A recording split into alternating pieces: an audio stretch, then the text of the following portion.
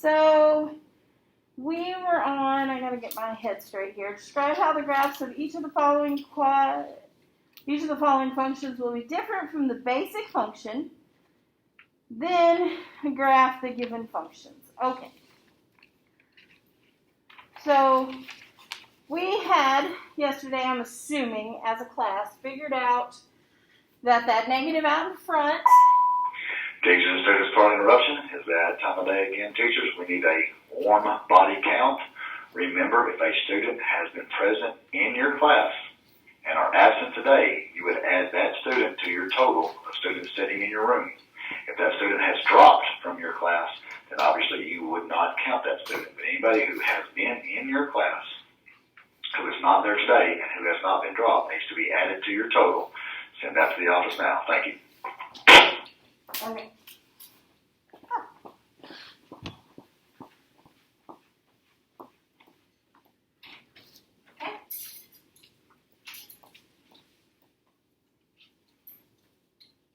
Thank you. Good color coordinating.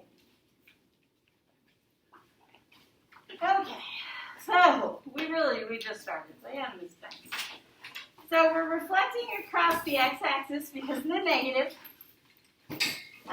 We took what was inside those absolute value symbols, set it equal to 0.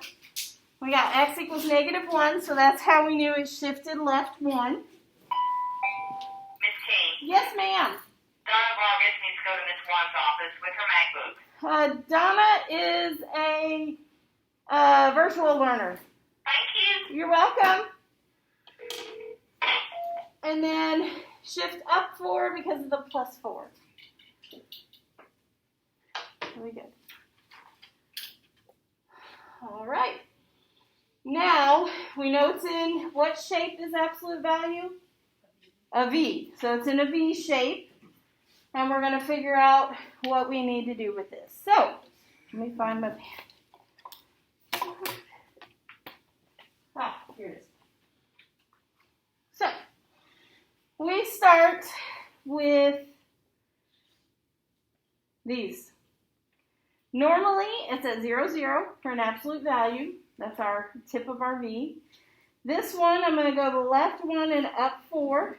So that's going to be the tip of our V. Kendrick, you with me? Is that right? Is it Kendrick? Is that right, Kendrick? You with me? Okay. And it's going to point down because it's reflecting across the x-axis. So instead of pointing up, it's going to point down. So to figure out some other points, just pick a couple. Pick a point that's somewhere over here on this side for x and somewhere over here on this side because I know this is the top of the V.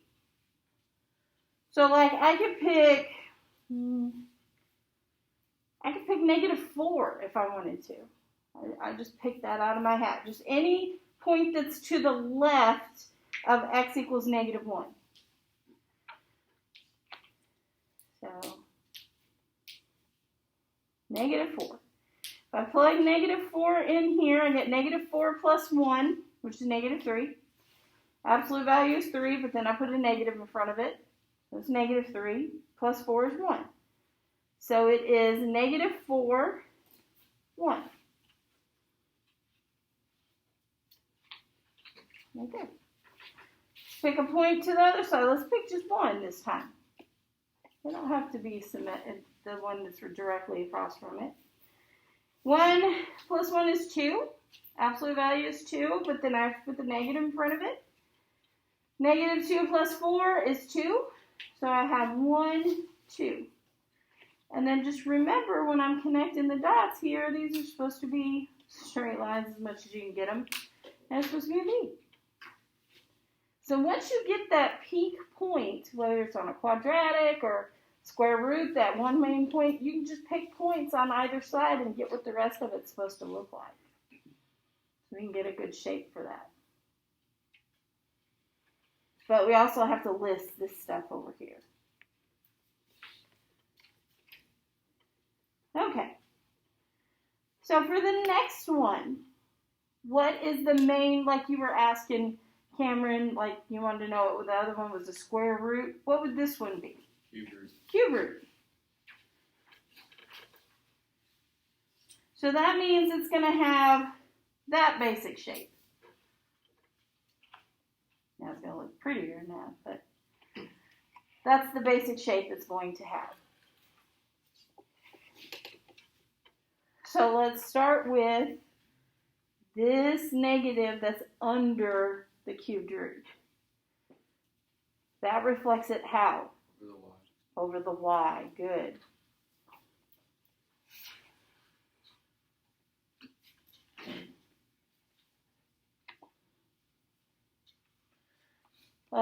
What do I do to figure out how to go left and right, Gisela? You set it equal to 0.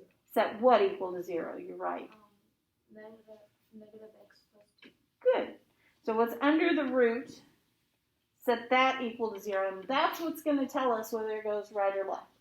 Positive, it goes right. Negative, it goes left. So x is 2. So we go to the right 2. And then what does that at the end do for this problem, Justin? Go down. Yep. Good. These getting easier. At first were you kind of like, and now it's hopefully a little bit easier. Good. It just takes getting used to A, my style of teaching, B, these maths, C, just been 5 months. So now we can graph it. So again, just like before, start with those shifts. Normally it's a 0, 0, but this one is going to the right 2 and down 3, so it's here.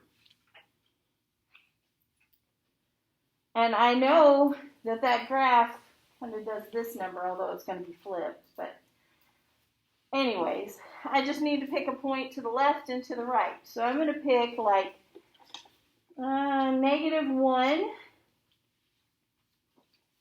And why -1? Well, just because it's a point to the left. Doesn't matter which one. Ooh, no, wait. I changed my mind. I'm going to pick 1. So it comes out nice and neat.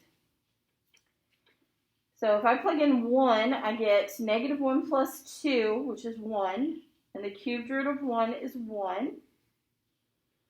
Minus 3 is -2. So 1, -2. It's here. And then let's see if I pick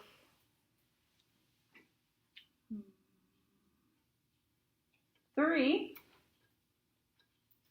-3 plus 2 is -1. Cubed root of -1 is -1. -1 minus 3 is -4. So that's doing that now.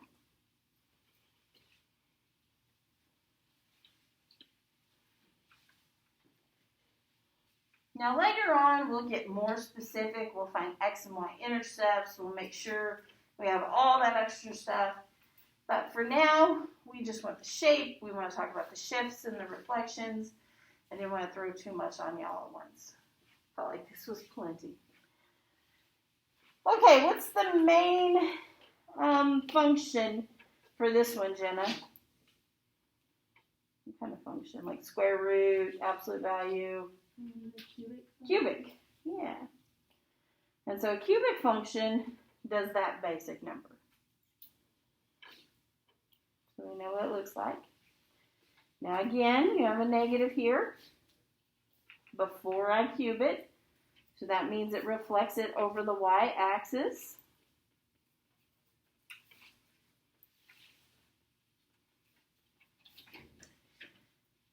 Then we have negative x. Let me finish that real quick. You set that equal to 0.